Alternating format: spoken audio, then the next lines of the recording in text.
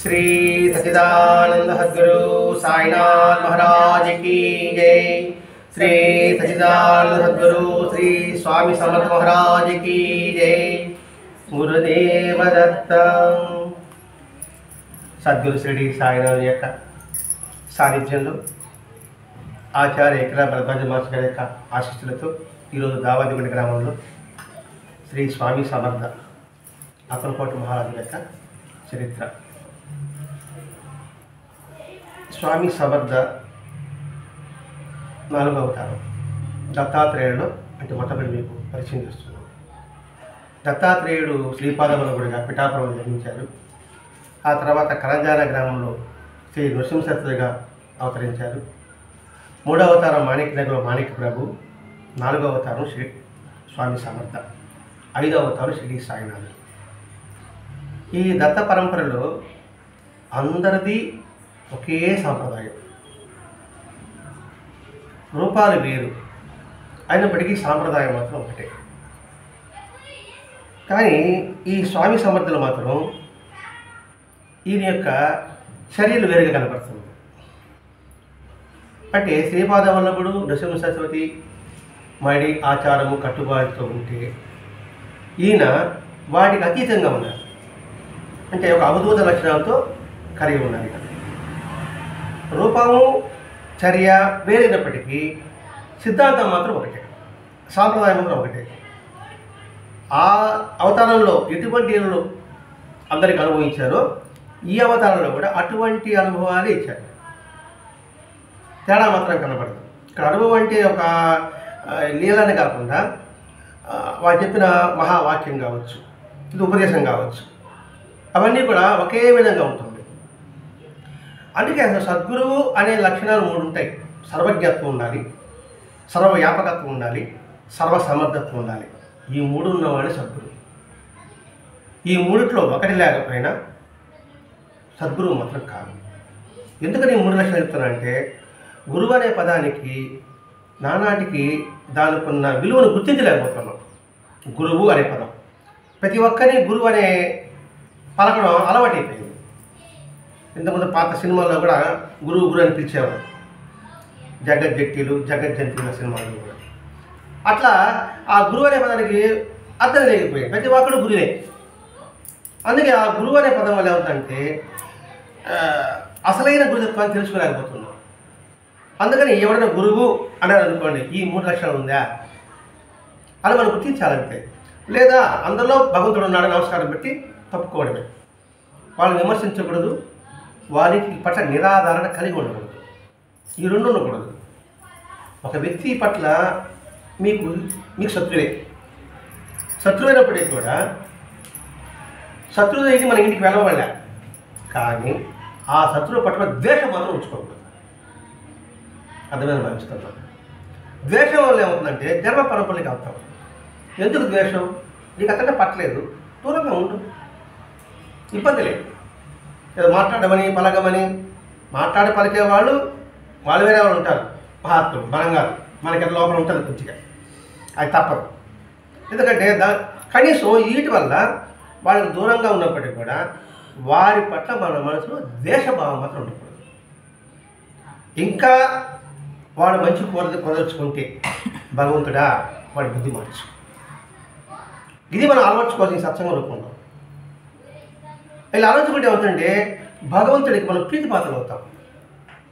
ఎందుకంటే ఎన్నో ఎన్నో ఎన్నో పూర్వజన్మ సుకృతం వల్లే మనకు మానవ జన్మ వచ్చింది. ఇది మనం గుర్తించలేకపోతున్నాం. ఈ మానవ జన్మ అనాచితంగా ఎవరికి రాలేదండి. క్రిమికీటకాలుగా పుట్టుంటాము, జంతువులుగా పుట్టుంటాము, పక్షులుగా పుట్టుంటాము, లేదా పురుగులుగా పుట్టుంటాము, చెట్టుగా పుట్టుండొచ్చు. వాటి నుంచి అతీతంగా ఏదో కొత్త పుణ్యం వల్లనే ఈ మానవ జన్మ వచ్చింది. కాబట్టి దీన్ని సాధకం చేసుకోవాలి. సాధకం చేసుకోవాలంటే గురువు యొక్క తత్వం తెలుసుకోగలగాలి. అదే మానవ గురువు అంటే ఎవరు తెలుసుకోవడం, వాళ్ళని ఆశ్రయించడం, వారి సేవ చేయడం. మరి అటువంటి గురువు ఎలా ఉంటాడు? ఈ 3 లక్షణాలు ఉంటాయి. ఈ 3 లక్షణాల్లో ఈ దత్తాత్రేయ సంప్రదాయం ప్రతి ఒక్కరిలో కూడా అలాగే ఉంటుంది. సర్వజ్ఞత్వం ఉంటుంది, సర్వవ్యాపకత్వం ఉంటుంది, సర్వసమర్థత్వం ఉంటుంది. అట్లా ఈ స్వామి సమర్థుడు ఆయన యొక్క సర్వజ్ఞత్వం. ఇక్కడ సర్వజ్ఞత్వం అంటే అన్నీ తెలిసి ఉండి ఉండడం. సర్వజ్ఞత్వం, సర్వము కూడా జ్ఞానంతో కలిగి ఉండడం. అంటే ఏంటి? కొండ మీద ఉంటే కింద వాళ్ళతో కనబడినట్టుగా. అటువంటి సర్వజ్ఞత్వం మన సద్దులో కనబడుతుంది. అది మనకి బాబాలో కనబడుతుంది, వెంకటేశ్వర కనబడుతుంది, జీసస్లో కనబడుతుంది. నిజమైన మహాత్ముల విషయంలో కూడా ఈ 3 లక్షణాలు ఉంటుంది. అది జీసస్లో కావచ్చు, ప్రవక్తలో కావచ్చు, బుద్ధుడిలో కావచ్చు, ప్రతి ఒక్కరు కూడా ఇదే తత్వం ఉంటుంది, రూపాలు మాత్రం వేరు. ఇక్కడ స్వామి సమర్థగా సర్వజ్ఞత్వం ఎట్లా ఉంటుందంటే, భౌతికంగా ఒక చోట ఉన్నట్టే ఉంటారు వాళ్ళు, కానీ ఆంతరంగంగా మాత్రం అంతటా ఉంటాడు. భౌతికంగా ఒక వ్యక్తి ఇక్కడ కూర్చొని ఉంటాడు, కానీ ఆంతరంగంగా మాత్రం మొత్తం అన్ని పరిసరాల్లో పర్యవేక్షణలో ఉంటారు వాళ్ళు. ఎందుకని? ఇక్కడుండే వాళ్ళు చూడాల్సిన వాళ్ళు అందరూ చూడాలి. భగవంతుడికి అందరూ బిడ్డలే. ఈ ప్రాంతం వరకే బిడ్డలు ఎలా అవుతారు ఆయనకి? ఈ ప్రాంతం వరకున్నప్పుడు లౌకికంగా ఉన్నట్టు లెక్క. భగవంతుడు అలా కాదు, భగవంతుడికి సర్వవ్యాపకుడు, అంతటా వ్యాపించి ఉండాలి. ఇప్పుడు గాలి అనుకోండి, ఇక్కడే గాలి వీస్తే ఎట్లా? ఇక్కడే గాలి వీస్తే అది భగవత్స్వరూపం కాదు. అలాగే భౌతికంగా అక్కడే ఉన్నట్టు అనిపించినప్పటికీ అందరి హృదయాల్లో చైతన్య రూపడే ఉంటాడు. నిలిచి ఉంటేనే వాళ్ళ మనసులో చెప్పగలరు.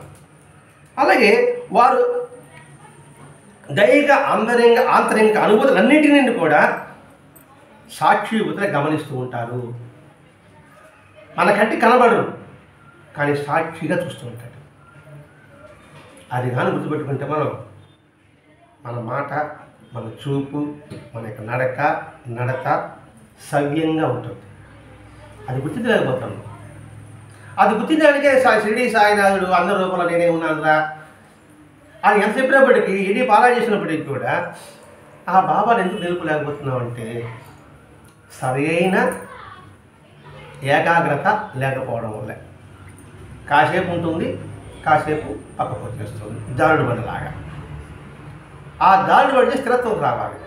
స్థిరత్వం రావాలంటే నిరంతరం సత్సంగము పారాయణ ఉండాలి. ప్రతి క్షణము కూడా ఆలోచన అన్నీ కూడా భగవత్పరంగానే ఉండాలి. నేను చేసే తలంపులన్నీ నిన్ను తలంచుటేగుగా కానీ, నా మాటలన్నీ, నా ఆటలన్నీ, నా చేష్టలన్నీ, నా తలంపులన్నీ కూడా వస్తుంటుంది. వచ్చినప్పుడు ఏం చేయాలి? మళ్ళీ దాన్ని ఆయన యొక్క సన్నిధిని గుర్తు తెచ్చుకోవాలి. కాసే 5 నిమిషాలు ఉంటుంది, మళ్ళీ వెళ్ళిపోతుంది. వెళ్ళిపోతేనే మన 10 నిమిషాలు వెళ్ళిపోతుంది, మళ్ళీ గుర్తు వస్తుంది, మళ్ళీ 5 నిమిషాలు తీసుకోవాలి. ఇలా ఎందుకు చేసుకుంటారంటే కనీసం ఈ 5 నిమిషాలు అన్నా ఒక అరగంట అవుతా. ఒక్కొక్క నీటి బొట్టు బింది నిండదా? ఒకేసారి నిండకపోవచ్చు కదా. అందుకని తీవ్ర ప్రయత్నం చేసుకుంటుండాలి. వాళ్ళు సాక్షిబద్ధంగా గమనిస్తూ ఉంటారు. అంటే మన హృదయాంతర్వర్తిగా ఉంటాడు, మన హృదయంలో ఎటువంటి భావం తెలుసుకుంటుంటారు. అది భక్తుడు కావచ్చు, భక్తుడు కూడా కాకపోవచ్చు కాక, వాడు దుష్టుడు కావచ్చు, మంచివాడు కూడా కావచ్చు కాక. అంటే అందరిలో కూడా ఆయన చైతన్యం నింపబడి ఉంటుంది అనే భావాన్ని గుర్తించుకుంటే, బాహ్యంగా వారికి దూరంగా ఉన్నప్పటికీ దుష్టుడికి, కానీ ఆంతరంగికంగా మాత్రం వారి పట్ల దుష్టుడనే భావం లేకుండా ఉండగలగాలి.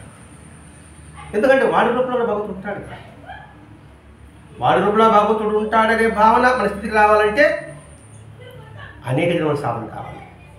ఇప్పుడు శంకరాచార్యులకి అట్లాంటి వాళ్ళకి ఫస్ట్గా నేను కత్తి పెట్టాడు, అలా చూస్తూ ఉన్నాడు. ఆ తర్వాత ఆయన కాలం దండం పెట్టి పోయాడు. అంత స్థితికి మనం పొందాలంటే కొంత ప్రయత్నం కావాలి. కానీ ఇక్కడ మనం చేసేది ఏంటి? మనసులో ద్వేషభావం లేకుండా ఉంది. ఇది చేయగలం.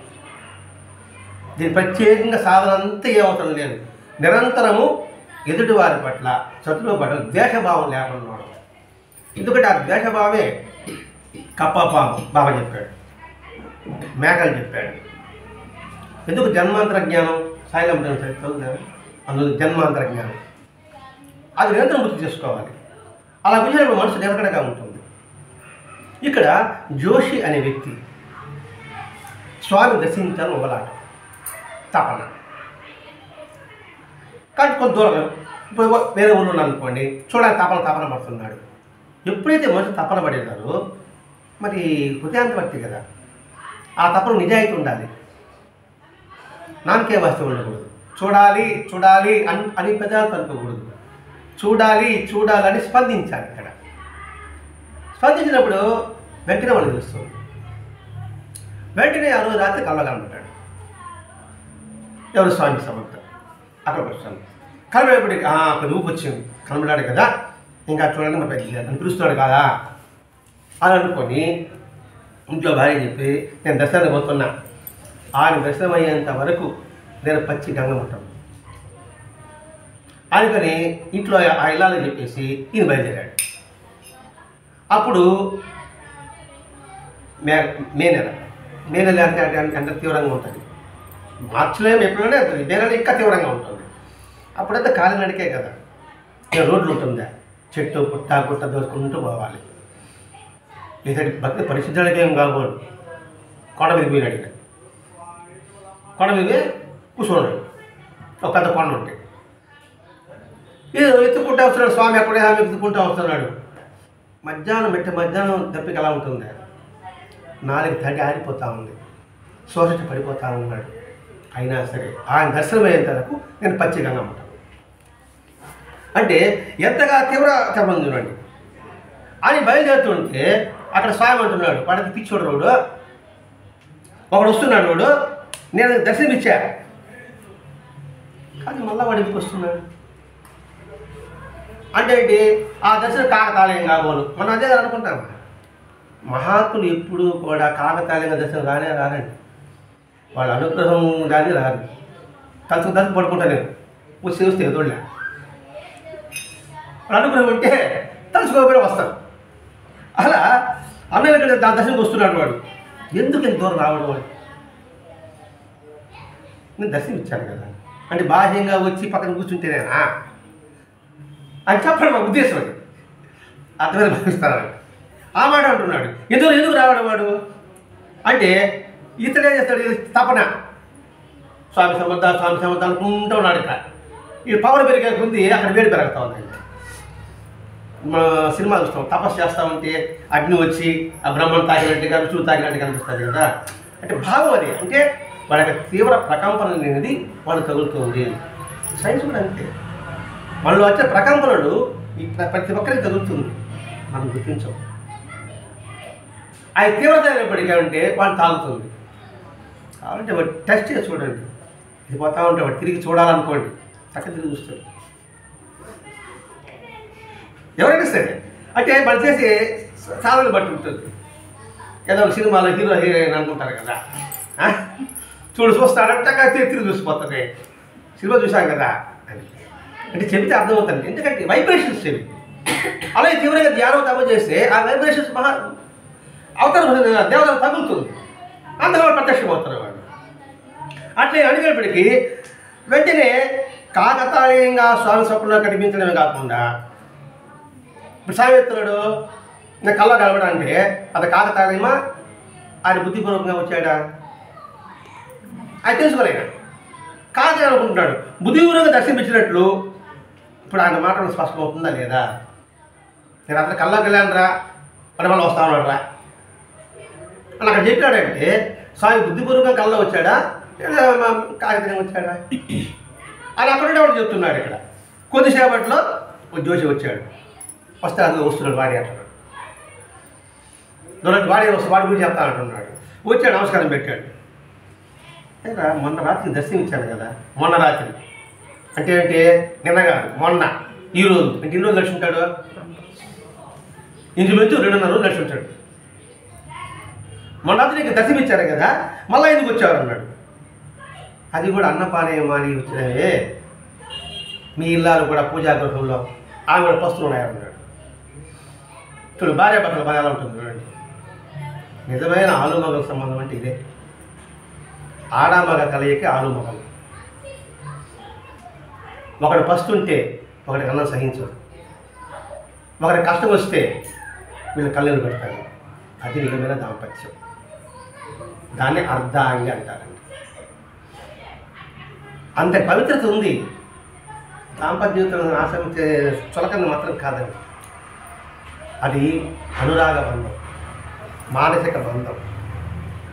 అంతేకాకుండా ఆధ్యాత్మిక పరిణితికి బంధం. అంతేకాకుండా అత్యంత ఉన్నతమైన స్థితికి తీసుకువెళ్ళే బంధం. అటువంటి బంధం నీకోసం అన్నపాలు మానుకుంటావు కదా, నువ్వు వచ్చినది అంట అంటే ఆమె తపస్సు కూడా ఇక్కడ ఫలిస్తూ ఉంది. కాబట్టి నువ్వు వెంటనే ఇంటికి బాగున్నావు. నాకు ఇప్పుడు వచ్చా 3 రోజులు ప్రయాణం, నమస్కారం పెట్టి మళ్ళీ వెళ్ళిపోమంటున్నాడు. ఎంత క్షోభ ఉంటుంది ఆలోచించాడు. నిజమే క్షోభనే. ఇంత కష్టపడి వచ్చాడు కూర్చుంటే ఇప్పుడే బాగుంటామంట. ఎందుకని ఏమైనా ఆకలి వస్తుందా? అలా పాపం వల్ల ఎవరికి? ఆమె రూపంలో చైతన్యం వాడు ఎవడు? స్వామి. లేకపోతే ఆమెకు ఆకలిగా ఉంది, నువ్వు వెళ్ళమని చెప్తాడు. ఇదే బాబా చేతులు వస్తుంది. ఎవరు అధ్యాయంలో వస్తుంది? పురందరి ఆ పల్లకి గది కట్టడానికి బిడ్డప్పుడు మధ్యాహ్నం భోజనానికి కూడా పోకుండా కడతా ఉంటే ఎందుకని బాబా బిరికాయలు బాగేస్తాడండి. అప్పుడు బాబా అంటే భోజనానికి పోనంటాడు, నేను పోనంటాడు. పక్కన చెప్తాడు, రే వాడి మూర్ఖుడిగా ఉన్నాడు రా, నా పేగులు మండిపోతున్నాయండి. వాడి ఈ పేగులు మాడిపోయి అంటే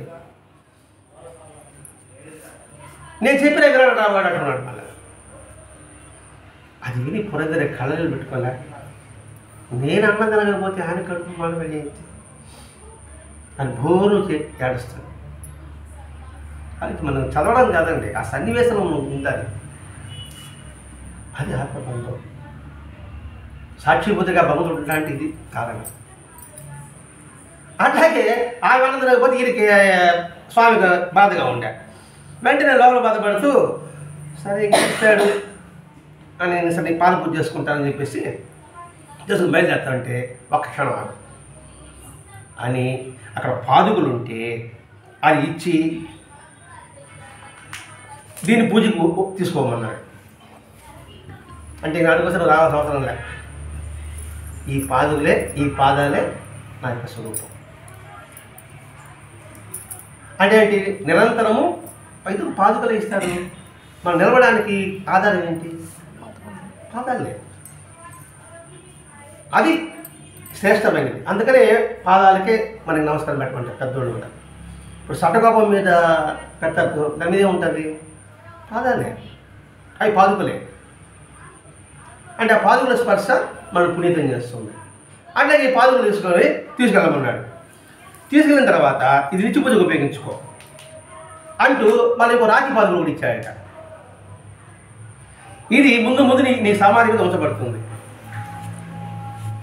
ఇది ముందుగా చెప్పేస్తున్నాడు ఈయన. ఈ పాదుకలు నీ సమాధి మీద ఉంచబడుతుంది. అంటే ఏంటి? ఇప్పుడు బాహ్యంగా నేను ఉద్ధరించడమే కాదు, నువ్వు శరీరం వదిలిపెట్టినప్పటికీ కూడా నీ శరీరం మీద ఇదే ఉంటుంది. అర్థమైన భావించుకుంటున్నాను. మహాత్ముల యొక్క పాదస్పర్శతో పునీతమైన వ్యక్తి జోషి. తర్వాత తక్కిన పనులను ఆపేసి నువ్వు వీణాతిథులు ధరించి హరికథ చెప్తూ ఉండు. నీ వంశం హరికథతోనే పావనమవుతుంది. హరికథ అన్నాడు. హరికథ. హరి అంటే మన విష్ణువే కనబడతాడు. అనంతుడైన భగవంతుడి కథ. అనంతుడు ఎవరు? శివుడు అనంతుడు కాదా? మిగతా దేవత అనంతుడు కాదా? సద్గురు అనంతుడు కాదా? ఎక్కడ నా కథ చెప్పని చెప్పలే. హరి. ఇక్కడ హరి అంటే వారి యొక్క కథ మనలోని పాపాలను హరిస్తుంది.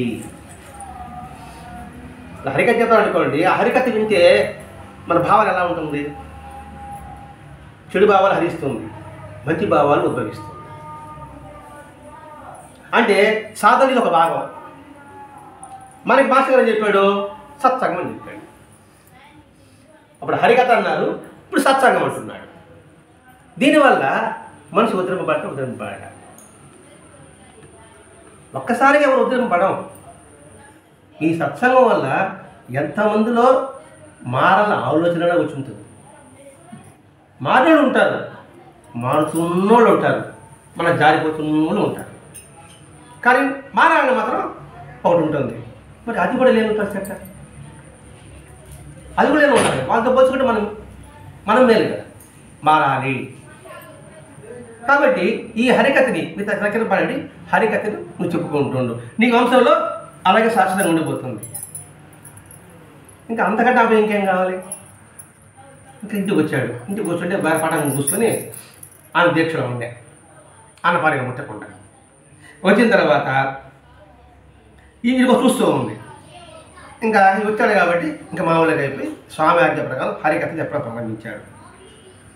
కొంతకాలం అయిన తర్వాత భార్య చనిపోయింది. చనిపోయిన తర్వాత స్వామి ఆజ్ఞానుసారం జోషి సన్నిసించాడు. ఇక్కడ సన్నిసించడం అంటే లౌకికమైన విషయాలన్నీ వదిలిపెట్టడం. అలా చేసుకుంటూ నిరంతరము స్వామి ఆజ్ఞానుసారంగా హరికథ చెప్పుకుంటూ ఉన్న తర్వాత 75 సంవత్సరాలు ఇతనికి అర్ధరాత్రి పద్మాసనంలో కూర్చుని నాసాగ్ర దృష్టితో నామం జపిస్తూ శరీరం విడిచిపెట్టాడు. నాసాగ్ర దృష్టి అంటే ఈ ఒకటి నాశం అంటే ఇక్కడ ఇక్కడ దీని మీద దృష్టి పెట్టుకొని ఇలాగ చేసుకుంటూ శరీరం వదిలిపెట్టాడు. దీన్ని ఆజ్ఞాచక్రం అంటారండి. అందుకే ఆజ్ఞాచక్రం కోసమే మనం ఇక్కడ గుర్తు పెట్టుకోవాలి. 2 కన్నుల మధ్య పెట్టుకోవడం అంటే అది జ్ఞాన కేంద్రం. ఇంకా చెప్పుకుంటే 3వ కన్ను. నిరంతరం సాధన చేస్తే ఆ 3వ కన్ను తెరుచుకుంటుంది. ఎప్పుడైతే తెరుచుకుంటుందో లౌకిక విషయాలన్నీ భస్మైపోతుంది. శివుడికి 3వ కన్ను తెరుచుకుంటే కదా మన్మధుడు భస్మయ్యాడు. మన్మధుడు భస్మయ్యాడంటే ఏమిటి? 3వ కన్ను జ్ఞానం, అలా అజ్ఞానం నశించింది అర్థం. ఆ దృష్టితో ఇతడు పరమపదించాడు. అతని సమాధిని ఇప్పటికే పాలు పట్టాయి. ఇక్కడ మనం గుర్తించేదండి భక్తికి బానిస భగవంతుడు. అంటే ప్రతి ఒక్క విషయంలో మనం చూసుకున్నప్పుడు వీళ్ళ ఒక సర్వజ్ఞత్వం, సర్వసమర్థత్వం ఉంటుంది వల్ల. అంటే ఏదైనా కూడా వాళ్ళు చేయగలరు. ఒక ఆవిడ బాగా కడుపునొప్పి భరించలేకపోయింది, బావిలో దొరికిపోయింది. బావి బదిలీ మటన్లో కూర్చున్నాడు. రేపు పలానా బావి దగ్గర పోరా అన్నాడు. రాత్రిపూట బావి దగ్గర ఎందుకు పోమంటున్నాడు? పోతే చేరబడి బావిలో దూకపోతా ఉన్నాడు. వెంటనే ఆమెను ఆపి స్వామి దగ్గర తీసుకొచ్చాడు. వచ్చిన తర్వాత స్వామి ఆమె చెప్పింది విని క్షణకాలం రెప్పవాల్చకుండా ఆమెకే చూశాడు. ఆమె పెట్టబోయింది. మహాత్ముల యొక్క దృష్టి అర్థం ఉంటుంది. అందుకే బాబా నా దృష్టి నీ దృష్టి నాపై నిలుపు, నా దృష్టి నేను నిలుపుతాను అంటే దృష్టి అంటే 2 కన్నులు కాదండి. ఈ సృష్టి అంతా కూడా ఆయన భావన కలిగి ఉన్నాడు. ఆమె అనుగ్రహంలో ఆమె కృప, ఆమె అదృష్టము ఇలా స్వామి అలా చూసేటప్పటికి ఆమె కడుపులు కాస్త పటాపంచలైపోయింది. మరి ఏ మంది ఇచ్చాడా, మాకు ఇచ్చాడా, మంత్రం ఇచ్చాడా, తంత్రం ఇచ్చాడా? దృష్టితోనే మన యోగక్షేమ చూడగలవాడు సద్గురు. అందుకని సమర్థుడు అని చెప్పేది. ఎందుకు సమర్థత్వం కలిగిన వాడు. అంతేగాని చూసిన ఒక ధ్యానంలో పోయి ఏదో చేసినట్టుగా భ్రమింపజేసేవాడు మాత్రం కాదు. మహాత్ములు కాదు. ఎంతగా భ్రాంతిలో పడిపోతున్నారంటే చూడండి, తులసి చెట్టు అది నాటారు. నాటిన తర్వాత అది ఎండిపోతూ ఉందంట. కార్తీక మాసంలో మాత్రం బాగుంటాయంట. మిగతా కాలం ఎండిపోతా ఉంది. ఏంది స్వామి అని అడిగితే ఒకరిని, మీ ఇంట్లో కొంచెం పీడ ఉంది, అందుకని అది వాడిపోతా ఉంది. దానికోసంగా ఒక లిస్టు. ఇప్పుడు ఏం పట్టి జరిగింది? అవునా స్వామి, రాసి పట్టి. ఇప్పుడు ఎండాకాలము ఒక ఎండాకాలం చెట్లు ఉంటుంది, మట్టి తేడా ఉండొచ్చు, లేదా చీమలకలు పడతా ఉంటుంది కదా, దానికి బంధువు ముడి చేస్తే కూడా చెట్టు వస్తుంది. అవన్నీ చూసుకోకుండా ఎవరో పోయి అడగడం, వచ్చేవాడు ఇంటికేముందా, మోసపోయేవాడు ఉంటే మోసం చేసిన బ్రహ్మాండం ఉంటాడు. బ్రహ్మాండం చెప్పినట్టుగా నా తప్పే ఉందండి, వాళ్ళు చెప్పాలని చెప్తాను నేను. అటువంటి పరిస్థితి వస్తుందండి. అందుకే మాస్టర్ గారు హెచ్చరిక చేస్తున్నాడు ఇక్కడ. ఇంకొకటి వచ్చి మీకు ఒక మహాత్ముడు చూపిస్తాను అని అంటాడు అప్పలపడి మహారాజు. మహాత్ముడు అంటే మనకు రూపమే, ఆడ మీద ఒక పొట్ట ఉంటుంది, ఆ పాము చూపిస్తూ పాము వస్తుంది. పాము వచ్చి పెద్ద నాగుపాము పడగెత్తి ఆయన కాళ్ళ నమస్కారం పడిపోతుంది. ఆయన మహాత్ముడు అంటాడు, పెట్టగలవా ఇదే పాప మహాత్ముడు దొరుకుని పోయేసి ఒక పాము చూసి దండం పెట్టబట్టే నిజంగా దండం పెట్టగలవా అంటే ఒక మహాత్ముడు అంటున్నాడు. సర్వజీవుల్లో కూడా చైతన్య స్థితిని, ఆత్మస్థితిని దర్శించేవాడే మహాత్ముడు. అది ఒక పాముకి వచ్చి నిలబెడతానే దండం పెట్టంటే చెప్పేవాడికి ఎట్లా ఉండాలా, చూసేవాడికి ఎలా ఉండాలా? ఇది మధ్యమైన మహాత్మ లక్షణం.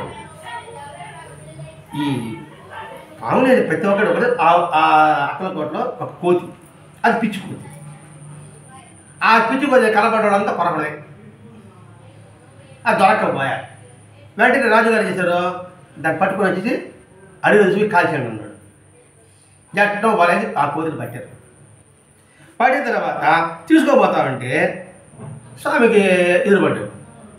ఏమన్నా ఇది పిచ్చి కొద్దిది కాల్చేమని రాజుగారు ఆజ్ఞ అన్నాడు. వెంటనే ఇది అప్పటి తీసుకున్నాడు. ఇతడు అక్కలకోట స్వామి అంటే రాజుకి గౌరవం కదా, ఆ స్థాయి సద్గురు అయిపోయా. ఇంక ఈయన మాట ఆడ కాదంటారు. రాజుగారు చెప్పారన్నాడు. రాజుగారు చెప్పినా వేరు చెప్పినా నా కోతి నాకు అన్నాడు. సరే కోతిని తీసుకున్న తర్వాత దానిని ప్రేమతో నిమురుతూ ఇక ముందు ఎప్పుడూ కూడా ఎటువంటి బాధ కలిగించకు, తెలిసిందా అని మాట్లాడుతున్నాడు. అంటనే విడిచిపెట్టాడు. ఆ స్పర్శతోనే దానికి పరిపూర్ణమైన స్థితి కలిగింది. ఎవరిని పూజేదిగా, ఎవరిని తరిమేది లేదు, ఎవరిని భయపెట్టేదిగా, సౌమ్యంగా మారిపోయింది. నిత్యము మహాభక్తులాగా ఆయన దర్శనానికి వచ్చేది. అక్కడ ఏం చేశాడు ఆయన? తల నిండాడు. బుద్ధిగా ఉండు, ఇంకేం చేయబాక, దానికి ఉన్న జ్ఞానం విడిగిలే. ఎంత మహాత్మా మాసగా అనుమతించినా కూడా, ఎంత స్పర్శ తగిలినప్పటికి కూడా ఇప్పటికి లే, ఇంకా కోతి బుద్ధిలే. ఈ కోతి కూడా మన బుద్ధి లాంటిదే. ఆ కోతి చంచలం, ఎవరంటే వాడు పెరుగుతుంది, ఎవరంటే పెరుగుతుంది. ఈ మనసు కూడా ఎవరంటే మాట్లాడుతుంది, ఎవరంటే తిడుతుంది. అది మానసికంగా కావచ్చు, భౌతికంగా కావచ్చు. అటువంటి కోతి లాంటి మనస్సు ఆయన చేతిలో పడింది అనుకోండి, ఎంతటి పరిణామం కలుగుతుంది, ఎంతటి పరిణితి కలుగుతుంది. పరిణామం అంటే ఏ పని చేయకూడదు, పరిణితి అంటే జ్ఞానం కలిగకూడదు. అది కలిగినప్పటి నుంచి ప్రతిరోజు ఆయన దర్శనానికి వెళ్ళేది. ఏంటి ఇంత పరిణితి నాకు తీసుకొచ్చాడు, ఇంత పరిణితి ఇంతకుముందు నాకు లేదు, ఇప్పుడు నాకు వచ్చాడు. దాని కృతజ్ఞతాభావంతో ఇచ్చిన వాడు ఎవడు? అది కృతజ్ఞతాభావంతో ఆయన దర్శనానికి వచ్చింది. మనకు ఎన్నో అనుభవాలు కలుగుతున్నాయి. మనలో కూడా పరిణితి వచ్చినట్టుగా అనుకుంటూ ఉంటాం, పరిణితి వచ్చినట్టుగా అనుకుంటూ ఉంటాం. పరిణితి సగదేవుడు కానీ అనుకునేప్పుడు కనీసం ఆయన తలుచుకోవడానికి మనం ప్రయత్నిస్తున్నామా? ప్రతి క్షణం, ప్రతి పనిలో కూడా. ఇది మనం నేర్చుకో. అంటే జంతువులకున్న జ్ఞానం మనిషికి లేదు. మరి ఏంటి మనిషి యొక్క సార్థకత ఏమిటి? ఈ శరీరం వచ్చిన ఉపయోగం ఏమిటి అంటే ప్రతిరోజు దానికి కబుర్లు చెప్పేవాడట స్వామి. ఆ కోతితో కబుర్లు చెప్పేవాడు. ఇప్పుడు చెప్పాను, కోతి చంద్రమైన మనస్సు అని పాట పెట్టుకోండి. కోతి మనస్సు, స్వామి కబుర్లు. అలాగే ఈ మనసు కూడా ఈ గ్రంథం ద్వారా మనకు ఆయన కబుర్లు చెప్తున్నాడు. ఆ కోతి ఉన్నట్టుగా నిశ్చలంగా కూర్చొని వినాలి. వింటే ఎందుకు నమ్ముతున్నా నాకు అర్థం కాదు. వీళ్ళందరా కోతి లాంటి మనసుమా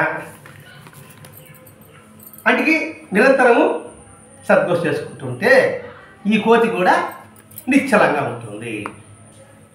ఇంకోటి ఏనుగు, ఆ ఏనుగు మనం పట్టింది. రాజు కూడా ఏనుగు ఉంటాయి కదా, అదేవిధంగా అది కనబడడం కానీ తొక్కడం, ఏర్పడి లాగడం అది చేస్తుంది. వెంటనే ఇంకేం దాన్ని పట్టేది వీలు కాదని చెప్పేసి తుపాకు కాల్చమన్నాడు రాజు. ఇంకా తుపాకు కాల్చడమే. ఏది పట్టించినప్పటికీ అంతవరకు నిలుప్తంగా ఉన్న స్వామి చూస్తూ ఉన్నాడు. అంటే ఏదో పరిగిస్తూ ఉంది. ఈయన నేరుగా నడుము మీ చేతిలో పెట్టుకొని, ఆ ఫోటో ఉంటుంది, నడుము మీ చేతిలో పెట్టుకొని ఇలా ఉంటాడు.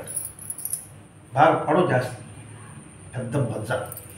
ఇలా నిలబడేపటికి ఆ ఏనుగు వచ్చి నేరుగా వచ్చి ఆయన ముందు మోకరిల్లింది.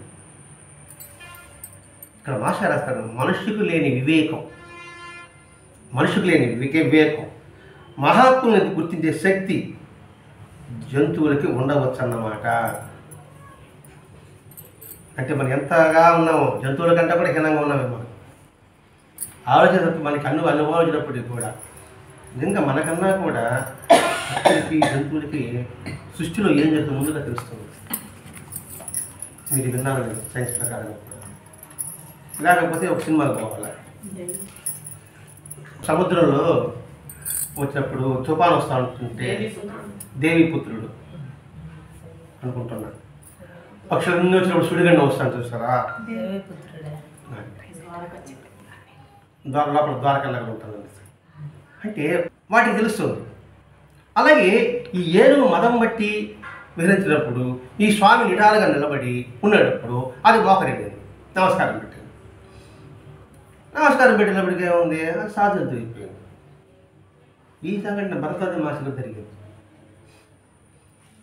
కాశీలో వెళ్ళినప్పుడు మాస్టర్ గారు వాళ్ళ అన్నగారు బోధాయన గారు ఇద్దరు వెళ్ళారు కాశీలో. కాశీ మెట్రికులేషన్ టెస్ట్ రాయడానికి. అక్కడ ఒక ఏనుగు ఈ మాదిరిగా తిరుగుతూ ఉంటే అందరూ పారిపోండి అన్నారు. వీళ్ళిద్దరు నిలబడి అది మమ్మల్ని ఏం చేసుకుంటున్నారు. ఏమేసి అది వచ్చింది మొదలు వెళ్ళిపోయింది. అంటే వాళ్ళ బోధాయన గారు చెప్పిన మాట. అప్పుడు వాళ్ళ వయసు అంత పెద్ద వయసు కాదు, 14-15 వయసు. అంటే మాస్టర్ గారి యొక్క మహాత్ముల స్థితి అప్పుడే ప్రకటమైంది. కానీ అప్పుడు ఎవరు అనుకోలే. ఆ చిన్న బిడ్డలు కాబట్టి ఏం చేయలేదు అనుకుని గమనించుకుంటారు అంతే. ఎందుకంటే మహాత్ముల యొక్క దివ్యశక్తి ఆ జంతువులకు కూడా ఉండవచ్చు అన్నమాట. అంటే వాళ్ళ యొక్క సమర్థత్వం, వాళ్ళ యొక్క సర్వజ్ఞత్వం జంతువులు గుర్తిస్తున్నాయి, మనుషులు గుర్తించలేకపోతున్నారు. సాక్షాత్ దశగా అనేక అనుభవాలు ఇచ్చినప్పటికీ కూడా ఇట్లా ఈ అన్ని కణాలు చూసుకుంటే ఆయన సర్వజ్ఞత్వం ఆ జోషి విషయంలో, ఆమె కడుపుని తగ్గించడం సర్వసమర్థత్వం, అలాగే కోతిని ఏనుగుని సౌమ్యంగా సాంద్రంగా మార్చడం మరి సర్వసమర్థత కాదంటారా? ఇది ఈ అక్టోబర్ స్వామిలో ఉన్న దివ్యత్వం.